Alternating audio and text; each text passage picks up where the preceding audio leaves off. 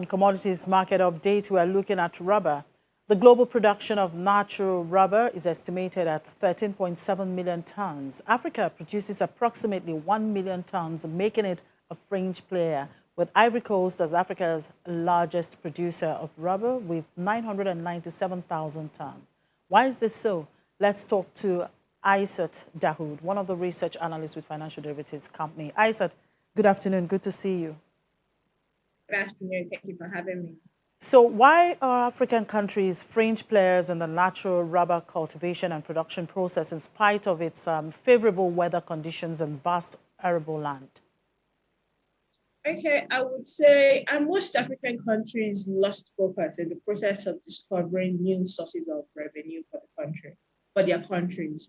So they lacked the strategic intent to maintain their old sources of revenue. They allowed it to slip off their hands. Because if we look at the top producing countries currently, that's Thailand, Indonesia, China, and the likes, we have just Ivory Coast there that is among the top producing countries representing Africa. These countries, Thailand, Indonesia, and the likes, they were not producing as much as we used to back in the day. So in 1960, Indonesia was barely producing less than 1 million tons. Now Indonesia is doing over 4 million tons. So if we look at it, I think that was the major issue, loss of focus on the major source of income or maintaining other sources of income. So natural rubber is a major raw material for the production of automobile parts like tires and tubes. It is also used mainly in the manufacture of gloves, shoes, and a lot more. That was in 2020. Now, there was a 7% decline in aggregate demand to 12.7 million tons. How is this possible when the demand for hand gloves spiked during the pandemic? Can you explain why this contradiction between the demand and supply dynamics of rubber in 2020? Okay, yes, medical gloves is a major tool in the PPE for healthcare professionals. And the demand for medical gloves surged during the pandemic. We expect it to have a positive, one would have expected it to have a positive impact on the aggregate demand. However, it didn't. Why? Because the pandemic restricted movements. There was lockdown, there was no interstate travels, and the closure of the airport, and restricted movements, the closure of automobiles and tire producing factories outweighed the losses from those from the closure of automobile and tire producing factories outweighed the increased demand from the use of gloves. That was the major reason for that effect. Okay, so Nigeria, used to be a major producer of rubber, especially in the Niger Delta region.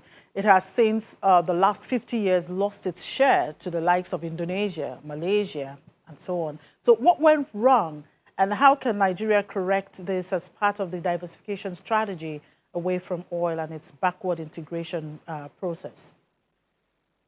Like I said earlier, most of the African countries struggled to maintain their current source of income while looking for other sources of revenue for the country. Nigeria is a major example of that. During the oil boom season, we had, more focus on the revenues we're generating from oil, and with the, rise in oil prices then in the 1960s and 1970s, we began to, leave the other sources of income like rubber, because most of our cash crop, our major export revenues, our major foreign exchange revenues then were our cash crops, cocoa, rubber, and much more. So all these major revenues, all these cash crops were left behind, and focus was majorly on oil. That was what went wrong for Nigeria. And what can be done now is to focus more on our mechanism of, we are blessed with a lot of business. We are blessed with rainfall. That's what we need for producing rubber to be able to harvest in large quantity. Currently, Nigeria is producing 354,000 tons of rubber per annum. We can do much better if we focus and we give it the attention it needs. And we also, in terms of output, come to the manufacturing sector, that's plastic and rubber segment under the manufacturing sector.